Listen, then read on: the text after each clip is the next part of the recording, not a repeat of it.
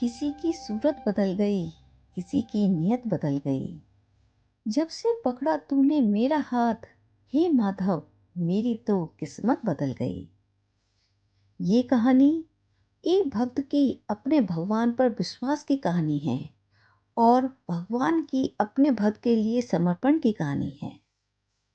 महाभारत के युद्ध के बाद पांडवों ने अश्वमेध यज्ञ कराया। यज्ञ के घोड़े को छोड़ दिया गया।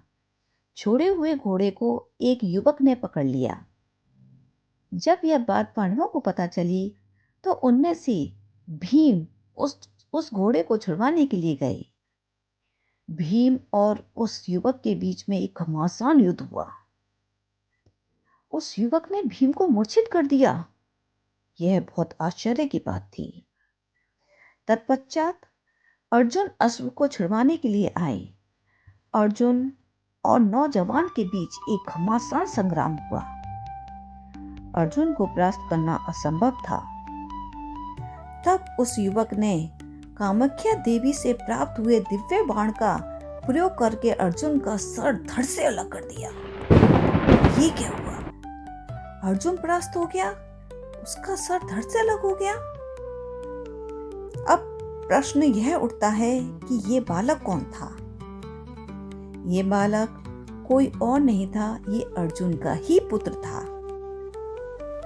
अर्जुन ने चित्रगदा नाम की एक युवती से विवाह किया और विवाह के बाद उसको छोड़ दिया। इसी बीच चित्रगदा नाम की उस युवती ने एक पुत्र को जन्म दिया जिसका नाम उसने बभ्रुवाहन रखा। अर्जुन के छोड़े जाने से चित्रगदा बहुत ज्यादा क्रोधित थी। उन्होंने अपने पुत्र के अंदर अर्जुन को परास्त करने का बीज डाल दिया, पर उसे ये नहीं बताया कि अर्जुन तुम्हारा ही पिता है। बभ्रुवाहन मन में अर्जुन को परास्त करने का संकल्प लेकर बड़े हुए। शस्त्र विद्या सीखी, कामाख्या देवी की तपस्या की और कामाख्या देवी से दिव्य बाण भी प्राप्त किया।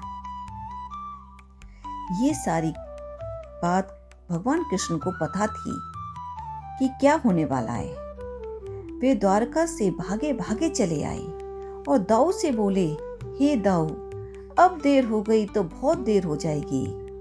और वह शीघ्र से शीघ्र अर्जुन के पास पहुंचाना चाहते थे। इधर मां कुंती अपने बेटे के शव पर विलाप कर रही थी। अर्जुन के सभी भाई आश्चर्यचकित थे कि ये हमारा भाई इस हालत में कैसे हो सकता है। ये एक अचंभा था और सारे बहुत ज्यादा विलाप करने लगे। तभी देवी गंगा वहां प्रकट हुई और कुंती से बोली, हे कुंती, तुम क्यों रो रही हो? कुंती, अर्जुन को तो उसके कर्म के अनुसार दंड मिला है। अर्जुन ने मेरे पुत्र भीष्म का वध किया था। आज अर्जुन के पुत्र ने ही अर्जुन का वध कर दिया। मेरा प्रतिशोध पूरा हुआ।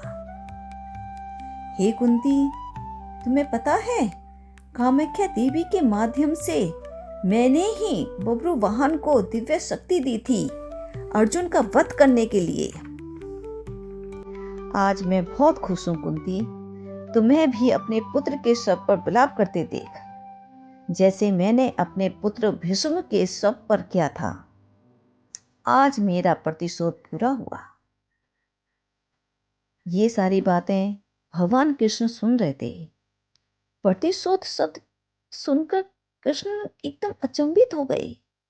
वो बोले, हे देवी गंगा, एक माँ दूसरी माँ से कैसे प्रतिशोध ले सकती है?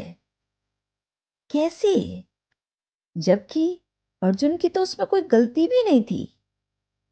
भीष्म पितामह ने स्वयं अर्जुन को अपनी मृत्यु का रास्ता बताया था।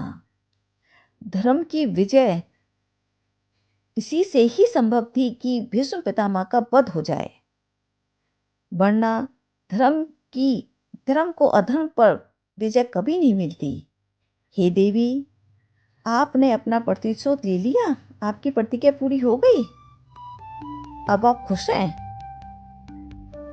चलिए अब कोई मार्ग तो होगा जिससे अर्जुन के प्राण फिर से वापस आ जाएं। देवी गंगा को भगवान कृष्ण की बात समझ में आ गई। उन्होंने अर्जुन को पुनर्जीवित करने का मार्ग श्री कृष्ण को सुझाया। तत्पश्चात वह सबसे क्षमा याचना करती हुई अंतर ध्यान हो गई। इधर भगवान कृष्ण ने अर्जुन को जीवित कर दिया।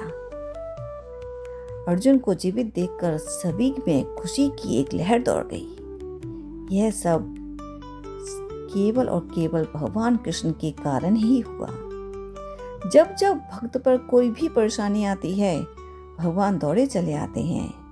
बस स्वयं को पूरी तरह से ईश्वर को समर्पित कर देना चाहिए।